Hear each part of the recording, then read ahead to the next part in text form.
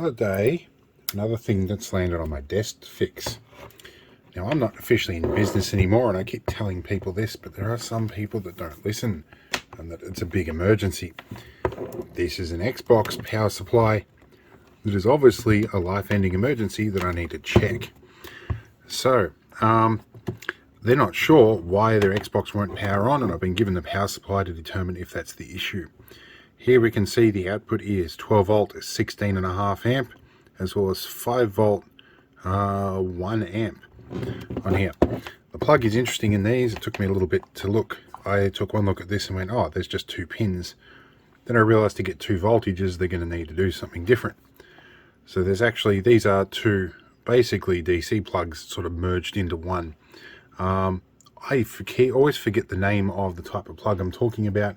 I think they're a Canon or a barrel plug. Anyway, they're always labeled as a DC plug in JCar. So I'm going to need to get some clips onto this and a multimeter and see what's going on. We're just going to observe this while I plug it in, because every now and then they do something stupid like blow up. Alright, nothing has blown up, and we have an orange light. Let's move across to this and get our meter sorted. Here's our meter is on. Untangle all our probes. Let's have a look here. So, let's put meter where you guys can see it. We're on volt mode. Let's get things organized a bit better. That's probably a little easier to see on camera. So let's have a look here. So we have a 5 volts on that side, and I'm not going to bridge these sides. I don't think they might be separate grounds. Let's go across here. We don't appear to have much on this pin.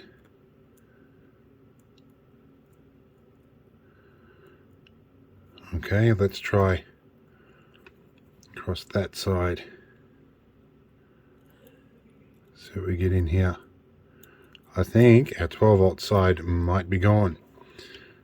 So do we have a common ground? We do have a common ground between those two.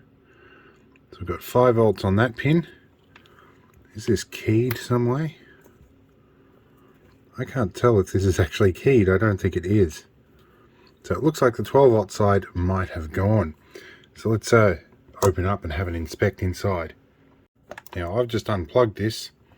I'm going to let this LED go till it goes out before I even think about opening it. I'm pretty sure that's going to be a nice little way of bleeding that big mains capacitor that's in there. Xbox supplies historically have fairly sizable filtering capacitors in them. One eternity later. Alright, so it took about another 2 minutes. And I have a T10 here, which is a pretty common Torx driver. And these are in very firmly. Alright, this is going to take some significant coercion. So we'll get one screw out, and you can imagine that we were going to do the same for the following 3 screws. We'll be back. Alright, so I've got the screws out, and starting to form a hypothesis as to what might have happened to this already, given the amount of dust that's in here. Now, there isn't any fan cooling through this, but Xboxes tend to be left in less than ideal conditions. Now there's this kind of thing on the top. I'm not sure what this little housing on the top here is for, but it's got a wire going into it. So maybe it's RF shielding, or maybe it's a light. We'll check that out in a minute. It fortunately does have this little connector here that I can remove and take it away.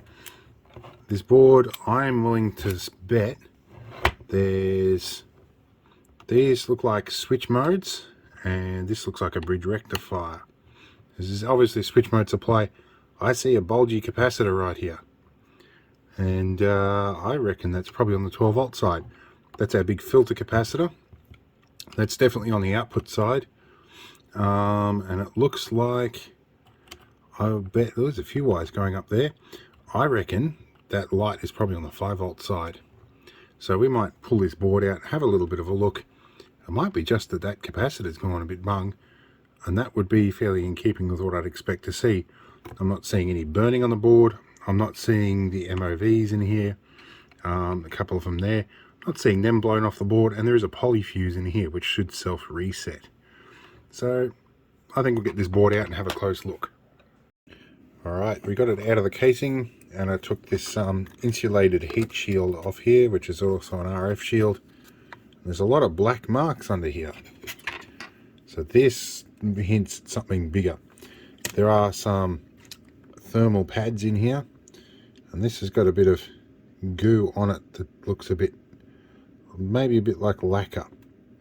Things have been hot in here, and I think we found possibly a problem with this guy here. This guy has been a bit black, and these look like either optocouplers or diodes or something. They are bridging high voltage side on this side with low voltage side on that side. And let's see, that thermal pad there, that one there is closest to that. There's been a big swirl of black stuff down in this area down here, so maybe we've had something go wrong there. Anyway, what I do want to do is lift that capacitor off the board and see what it's like. Alright, so I took a little bit of time to have a look at this board. Let's zoom in just a tiny bit here. We can see under here if autofocus will focus on the correct part of the board. We have our 12 volt wire, we have our that's an on switch, we have a 5 volt USB, and we have our ground number 2 here. I think, yeah, we had a power supply sense wire in here as well. So yes, that's ground. A yellow wire is 12 volt, and then we have an on wire and a USB. So what I was picking up before as a common ground might not have been a common ground. I still think this guy's ready to go. I'm going to trace back some boards, some traces, and see if the 12 volt goes to that. Otherwise, we might take the risky idea of powering this up on the desk with an RCD attached, so we don't kill ourselves, and probe it directly off here, and it might be just a cable problem.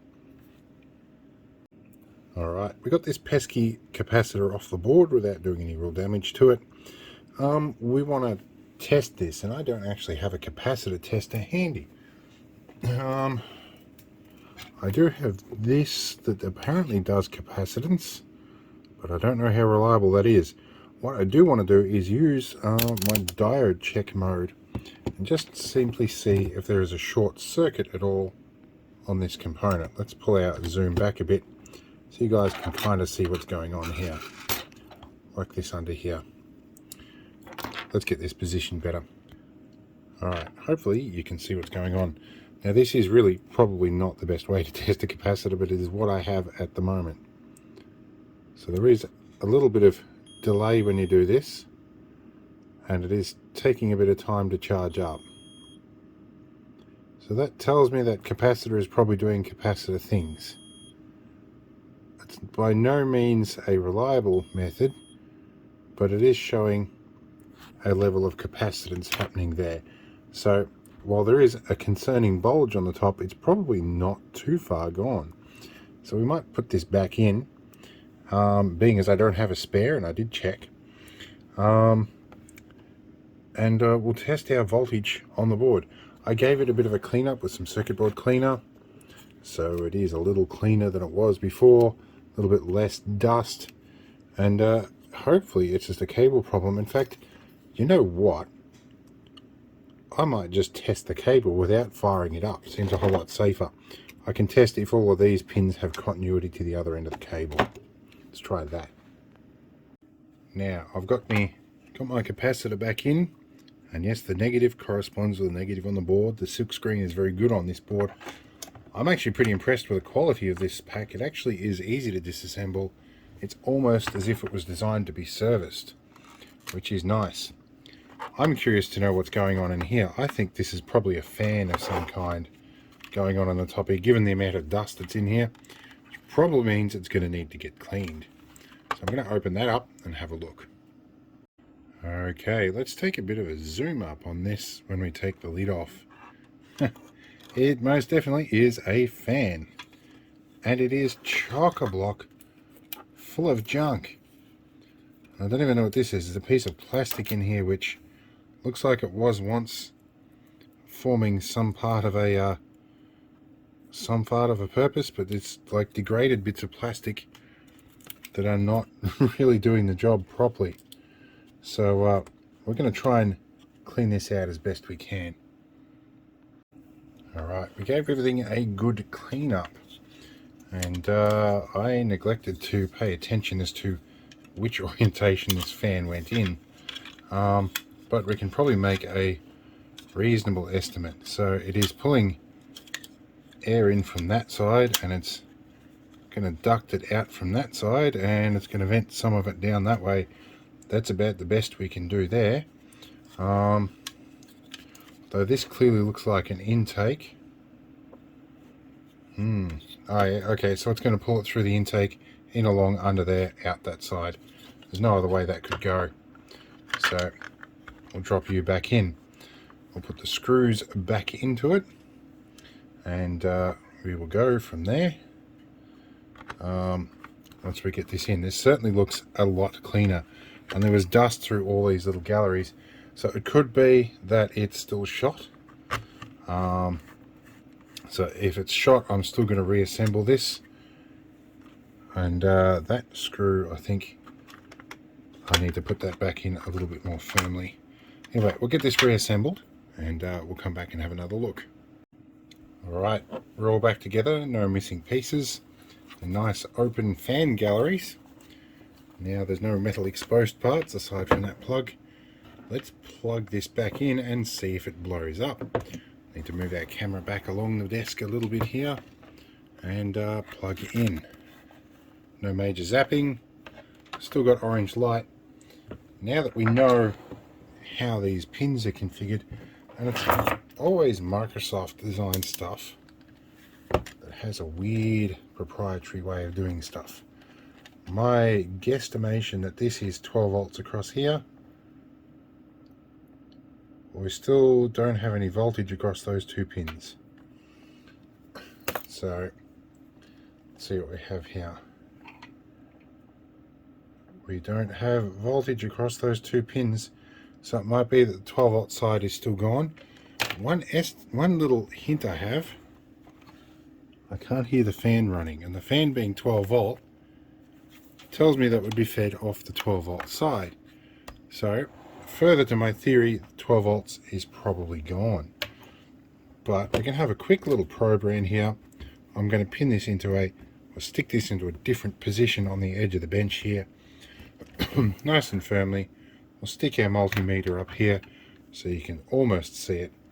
And we're going to probe around here for some other voltages.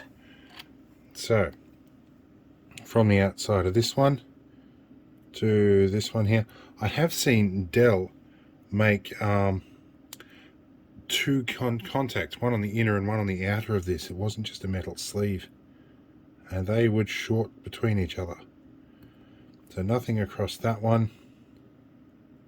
We do definitely have 5 volts across there. Nothing across the outside. Definitely have 5 across there. What about this? It would certainly make sense if you're pushing 16 amps that you'd want these two big contacts to be carrying all that current, and those piddly little wires in the middle wouldn't do it. So I'm pretty sure one of these is ground, one of these is 12 volts, one of those is 5 volts, and one of those is a sense wire. So it would make sense for the sense wire to be the smaller one. I'd say my verdict is still, as initially diagnosed, 12 volt side on this is probably gone. So I could spend a lot of time reverse engineering and trying to figure out what the problem is in that, but based on the bit of black smoke I see in there and the fact that the fan was so clogged, I'd say it's probably overheated and a component has failed somewhere. I think they often build thermal fuses into those things, but it's more than likely power supply that's gone, and it's not something I think I can really fix reliably, but it was worth tearing it down and having a little look inside the board. And to be honest, for a Microsoft product, I'm reasonably impressed with how it's made. So yeah, we might revisit this in the future, depending on what he does with this. But yes, I'd say our power supply is definitely done for to some degree, and it is probably repairable the way this is made, but I don't have the time, the energy, and to be honest, it's just pushing the limits of what I understand. I'd have to do homework, and I don't want to be bothered with that. So let's move on, and hopefully you'll find something interesting about this, and I can use that for a thumbnail. So we'll see you all in the next video. I hope it's interesting. Give us a thumbs up, and yeah, we'll see you in the next video.